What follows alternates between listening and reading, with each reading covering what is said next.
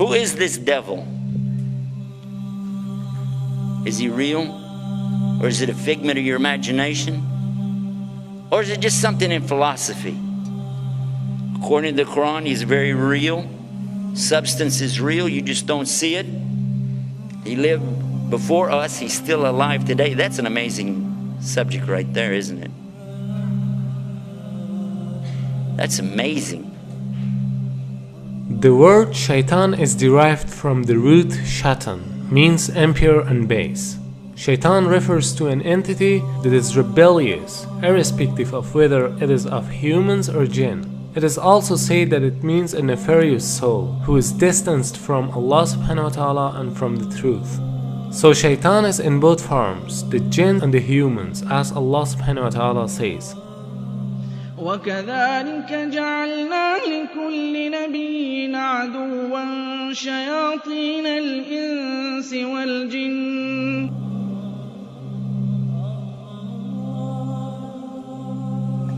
Now what is this about the jinn? Why do you have to believe in that? Well, they're part of something called al-ghaib. Al-ghaib means the things you don't see, the unseen.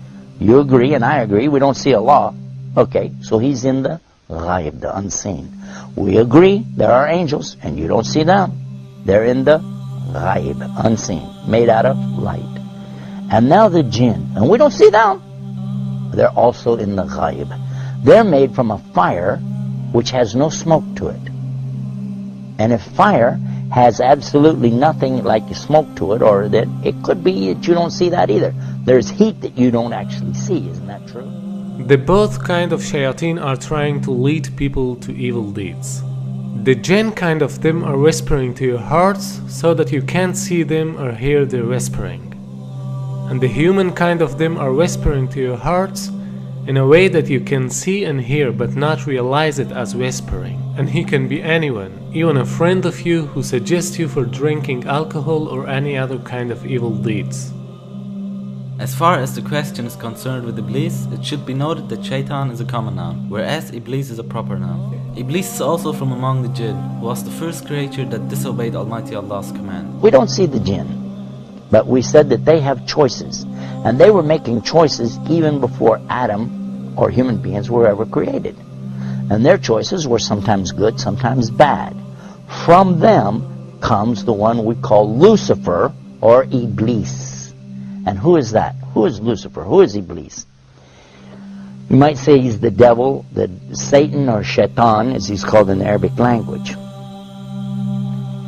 But actually, he started out as a worshipper of Allah. And he was worshiping and praying to Allah and extolling Allah to the extent that Allah raised him up to be even with the angels. Now remember, this guy Iblis is not an angel, but he was worshiping alongside of them because of his ibadah or worship, being so lovely, and Allah raised him up, you see. But then what happened? And this is an important story. So we'll digress from a moment from our beauties of Islam to go into this to get a concept here to understand a big mistake that some people make when they say that he's from the angels. Angels don't make mistakes. They do as they're commanded. So when Allah created the best of his creation, what did he create? He created Adam, a human being. He created Adam from what? He created him from mud or clay.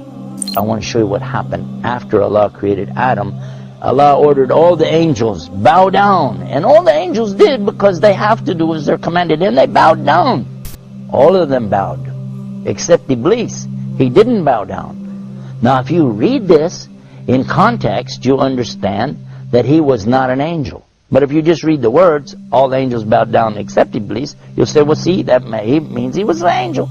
But otherwise, in the Quran we find in other places that Allah said he wasn't an angel, but he was from the jinn, and he's created from a smokeless fire. And that's exactly what he said. You created Adam from mud, but I'm created from something better, from a smokeless fire. So I refuse to bow down. Why? Because I'm better than him. I am better than Adam, and I refuse to bow down to him. And by so doing, he disobeyed Allah. And whoever disobeys Allah, he's in trouble. But especially if he does it out of his arrogance and his pride. I refuse to obey because, I know better. And in this way, he put himself in the worst possible condition with Allah. Allah condemned him to hell forever. And he said, I don't even care. Just let me take him, meaning Adam, and his children along with me to hell. What? For what? Because of this thing called pride or arrogance. Kibr in the Arabic language. And what is kibr? And kibr is something comes from kabara. Kabara is the root of the word akbar. And only Allah is akbar. Allah is greater and greater and greater than anything. But a human being has no right in front of Allah or anything it's created.